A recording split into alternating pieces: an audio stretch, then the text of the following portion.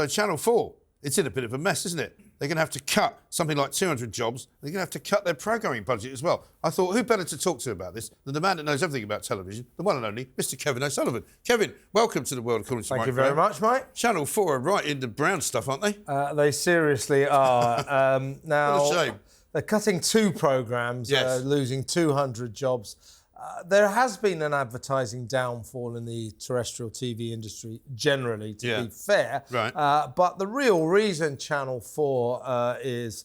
it says here, I've got a headline that says, the rise and fall of Channel 4. Anyone tell me when the rise was? Yes. Well, I suppose when they started it all those years ago. Yeah, it's when it was very edgy. Yeah, the fall and fall. Back in the 80s, they started. It's never really been very successful. Its only massive success was Big Brother, which it was always uncomfortable about because it didn't really sit right. Yeah. And that's why they let it go and went to Channel 5 where it was a big hit. So anyway, the real reason, though, that Channel 4 is in trouble, yes, there's an advertising downfall, but if you put on programmes that people want to watch, you'll get advertising. Yes. The problem with Channel 4 is it doesn't put programmes on that people want to watch. It puts on, if I can use the term, a load of old crap. Yes. A load of old juvenile... It's late enough at night. You can always say it's a load of shit if you like. Yeah, well, OK, good, because there's a few programmes here I want to mention that really don't quite hit the spot, if you ask me. Yeah, go on then. What's the first one? Well, we've got The Man with 10 Stone Testicles. What was that about? It was about a bloke with 10 stone testicles. Well, let's have a look. Shall we see what it looks like? In the heart of Las Vegas lives Wesley Warren Jr. He's like a big teddy bear. You know, you just have to give him love. A man with 10 stone testicles. This is a sort of a living and breathing freak show. The Man with the 10 Stone Testicles, a Body Shock special. I mean, you laugh when you see that, but you don't want to watch half an hour of it, do you? Yeah, well, I thought that show was a load of old Yeah, bollocks. what happens... Yeah, exactly. I mean, what happens next? Oh, it's some more pictures of him walking around with his very big testicles. There was another programme which caused me to say, well, what's it about? It's a programme, we haven't got a clip of it, but you can imagine it was called The Man with the Penis on His Arm. You know, when he had sex for a while. Well, I suppose you could do a lot of different positions. Yeah. No, but to some of the other programmes we've got clips on. Yes. Well, this is a programme that's recently been axed as well, thank God. Yeah. But after too many series. The programme that was based on the principle, why don't we turn the dating process round? Instead of meeting a girl, taking her out for dinner a few times, taking her to the cinema or the theatre, and then maybe getting down to a little action in the sack, some sex. Let's do it the other way round. Let's have a look at them nude and get off the ground immediately through naked attraction. Take it away. In this dating show, we go back to basics. Are you ready? Bring it on. And start where a good date often ends. Naked. And could picking a partner based solely on their natural beauty Be a grower. help us find the one? I've never met anybody like this before and I don't know where to look. Let's find out by dating in reverse. Who are you going to pick for your date? This is the hardest decision of my life. Oh my God. Naked Attraction. I mean, that's an interesting clip because I only saw it once by accident and nobody that was in it when I saw it was anywhere near as attractive as they were. It was They were mostly really, really ugly people. Yeah, it was basically old people. It was basically ugly people in tubes, Right. stark bollock naked, Yeah. and that you made a choice. You couldn't see their face, Right. just see their tackle and all Yeah. that. Both sexes, of course. And then they went out, and after that, they go out on a date. It was prurient, juvenile claptrap. Took too long to But act isn't that at. the problem with what they've been doing at Channel 4? They've been doing all these shows about sex, which are all just a bit kind of rubbish. Yeah, I mean, we'll move on to some more that we've got clips on, but I'll give you a little list of some of the programmes that Channel 4 has foisted on an unsuspecting nation. Is love racist? Is COVID racist? Naked, alone and racing to get home. That's when they took someone's clothes off and sounds like an dumped offence. them in the middle of the desert and told her to get home. Now, another programme that certainly wasn't prurient, but it certainly wasn't watchable either. That's Steph's Packed And this Lunch. is Steph, who used to be the business correspondent at the BBC Breakfast Show. Yes. Famous, in my view, for always saying the UK. Because she used to pronounce the UK as the UK. UK. From Hartlepool, the UK. Let's have a look at Steph's Packed Lunch. Join Steph every weekday at the new time of 12. Welcome to Steph's Packed Lunch. Look at me! For friends. food, fun. Do I have to do it how you do it, where you go?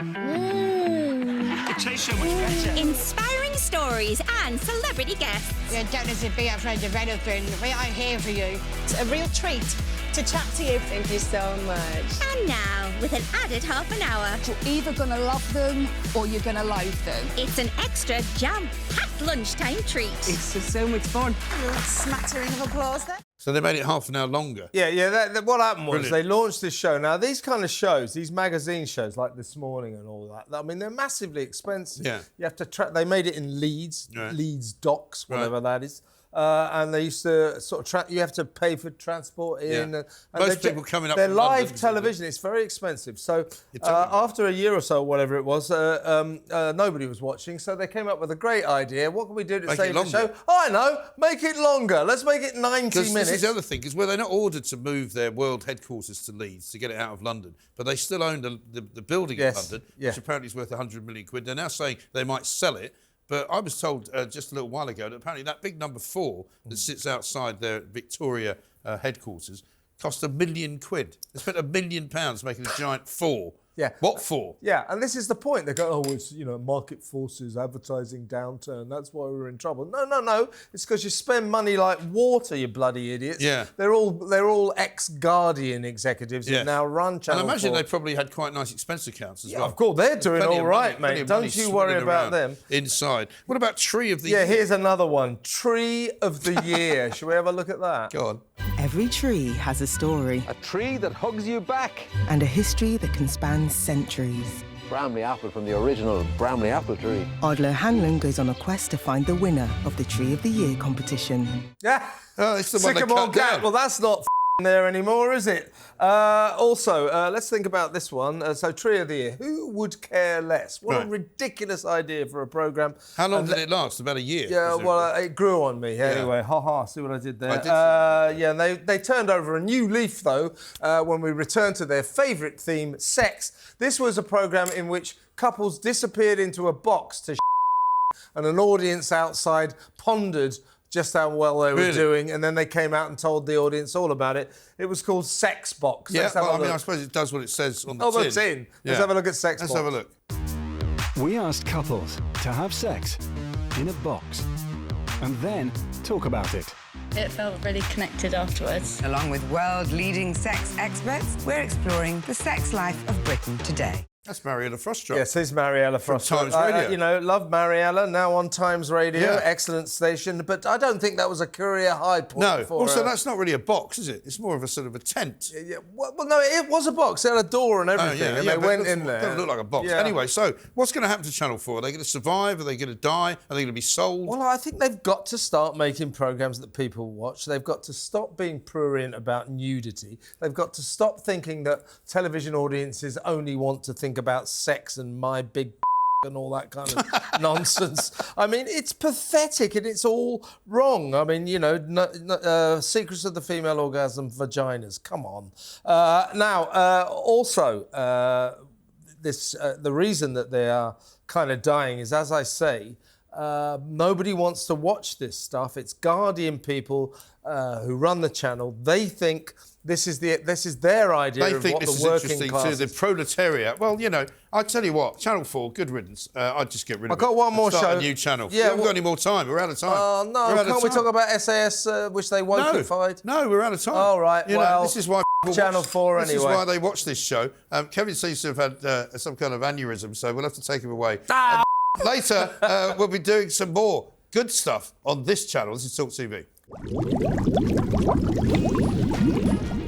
That's all for part 1 of The World According to Mike Graham. Coming up next, we're going to get Prime Minister for a week.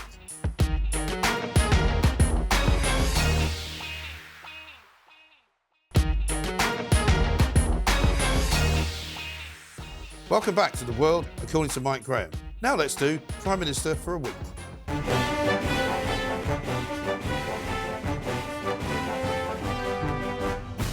So now it's time to meet the contenders for this week's Prime Minister for a week. And I'm delighted to say that I've got 2 newbies today, 2 people who haven't been in here before. One of them, though, I know from a very long time ago, but we may or may not talk about that. Bruce Devlin is here. Very good evening to you, Bruce. Welcome. Jess Gill as well, political commentator. I'm going to call you a comedian, Bruce. Thank you. So don't let me down. whatever happens. Jess, first thing you would do if you were Prime Minister for a week, do tell. So the first thing that I'd like to do is abolish the NHS. I like it.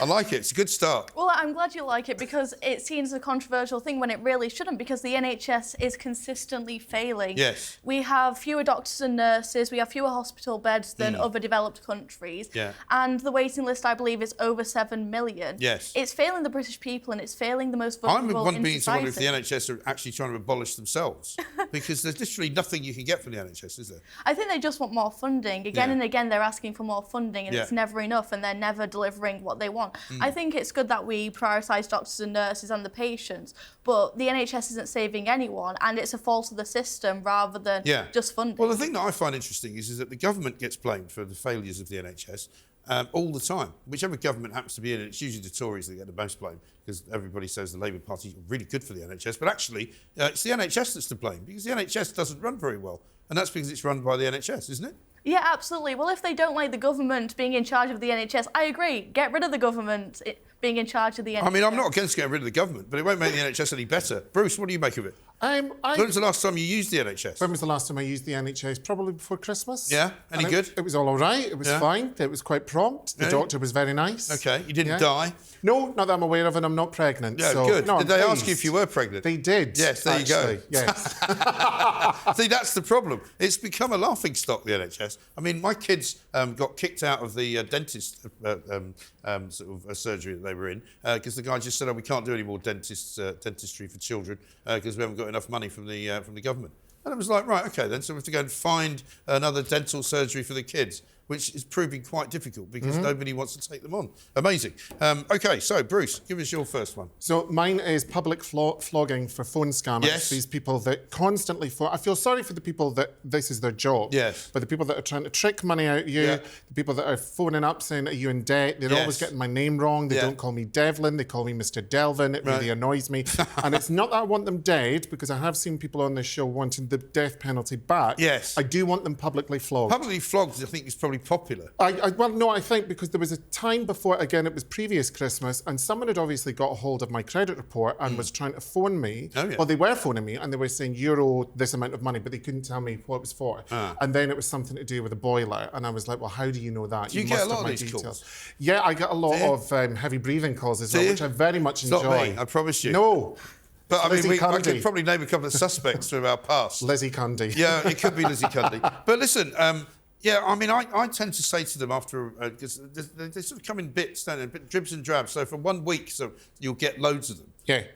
The thing that really annoys me about, they say, can I take you through security? And I always say, no, I have keys. I'm in the house. I don't need to pass anything. And that's where they try and get your secret information. Yes. And try and work out what your mother's maiden name was and all that kind of thing. Which apparently, you know, these Facebook quizzes. I learned this not very long ago. You know, these Facebook quizzes where you're supposed to fill out, you know, and follow through the system, and it asks you all these questions. And basically, it's a scam to work out what your passwords might be.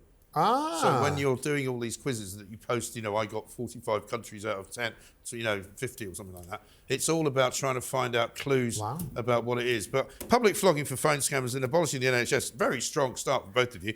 What's your next one, Jess? Net zero immigration. I know, next joke. Yeah, that's from the Reform Party's manifesto. Yeah, isn't it? absolutely, and I'm glad they're actually taking note, because every election the British public votes for a party that says they're going to reduce immigration, and every year it just doesn't. You know, it goes up. It goes up. How does that happen? I don't know. I mean, I think it said, like, this year a city was imported into this country, the amount of people coming in, and it's not sustainable. And again, it's just going against what the British people want. Well, when Boris Johnson got elected in 2019, the numbers of people coming in on net immigration was something like 20,000, and it's now gone up to something like 500,000 or more. It's absolutely unbelievable. You know, not only have they not stopped the immigration that was happening, they've actually managed to increase it by a factor of about 3,000.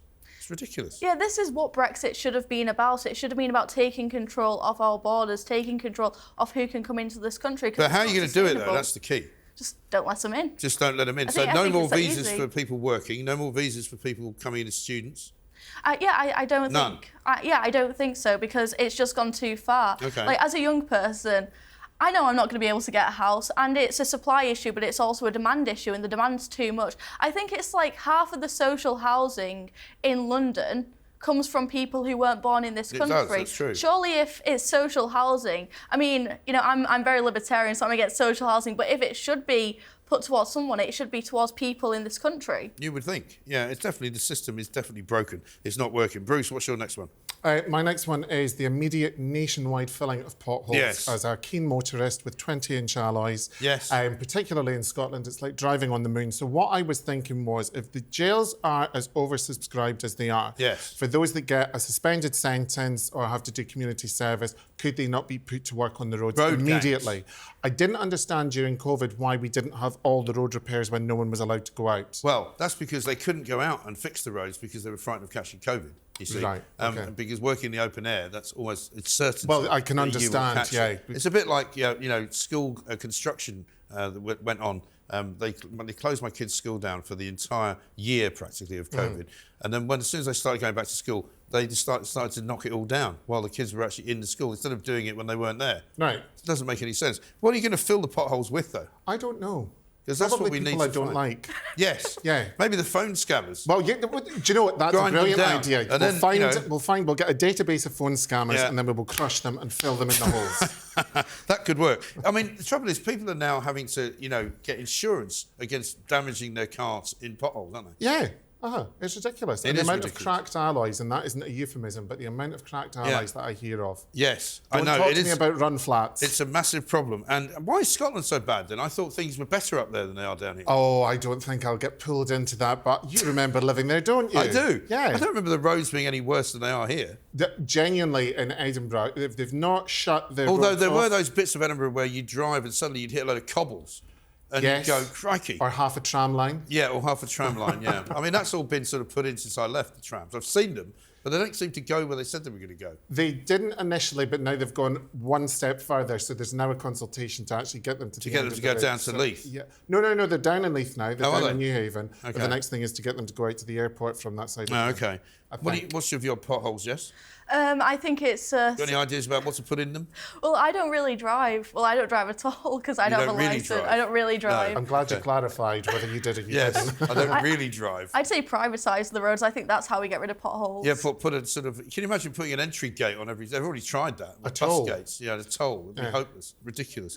Right, number 3 for you, Jess. Abolish the Equality Act of 2010, yes. which is the... I haven't read it, I must say.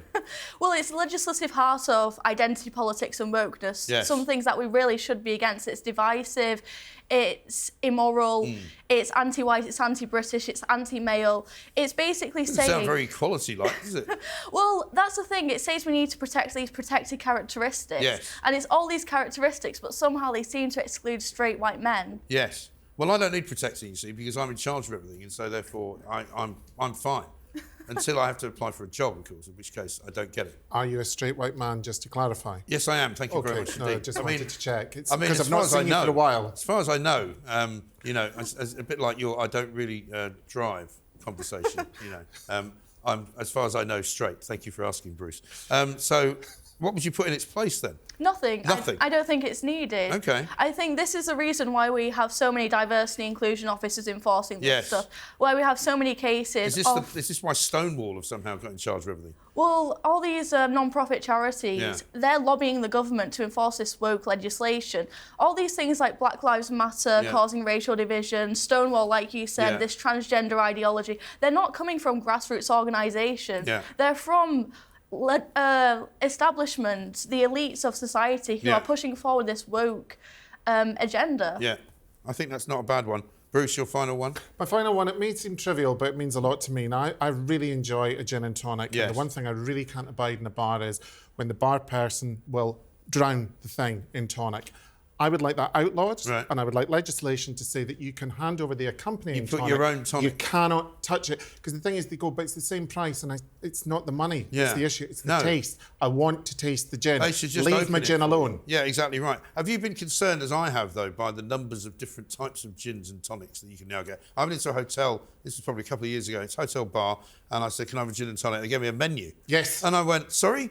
Yes. No, I just want a gin and tonic. And the menu was like 15 pages long. Yeah. And, you know, did you want a, you know, raspberry infused No, I don't Tanqueray? like the fruit ones. I like the Navy strength ones. I like the ones that taste like proper good gin. Gin. Yeah. Yeah. You don't want sort of the you know, those very expensive tonics which have got infusions. Elderflower and all that kind of stuff. And don't want all that. Truffle oil. Orange. Syphilis. No.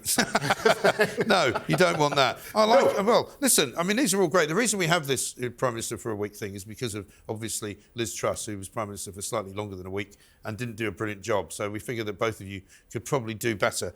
I'm going to go, I think, with Bruce's suggestions, only because there's a certain synergy to them, you know, because public flogging for phone scammers, then filling potholes with them, and having a glass of gin and tonic afterwards to celebrate. Yeah. Sounds like a good way to sort of start a bookend the week, really. But, Jess, yours are good as well. I mean, I'd go along with all of them. I just think that his are sort of slightly more, you know, together, if you see what I mean. Yeah, I can't argue with that. But thank you very much. Maybe you can find a place for her in your cabinet. Oh, absolutely. Put her in charge of the Department of Health or something. Minister of Common Sense. Minister of Common Sense. Or is that job title being given to someone I don't know? Well, we don't know. Somebody came up with that, but nobody knows what they do. Well, if it is who I'm thinking about, they have very good hair. That's one thing I'll say about that person. Yes. The hair is always flawless. Hair is very important as well. As you can see on this show, we take it very seriously. Jess Gill, thank you very much indeed. Bruce Devlin, good to see you. Thank you. That was Prime Minister for a week. We've got more coming up next.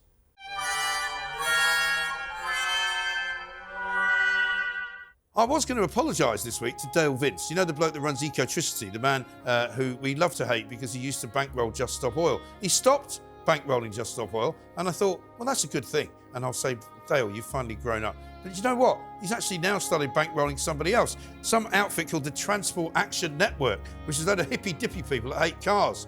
And they want to stop people from driving around in all the cities of this country. So, Dale, I'm sorry. I'm not saying sorry because you're still doing it. You're still at it. Stop. Just stop funding them.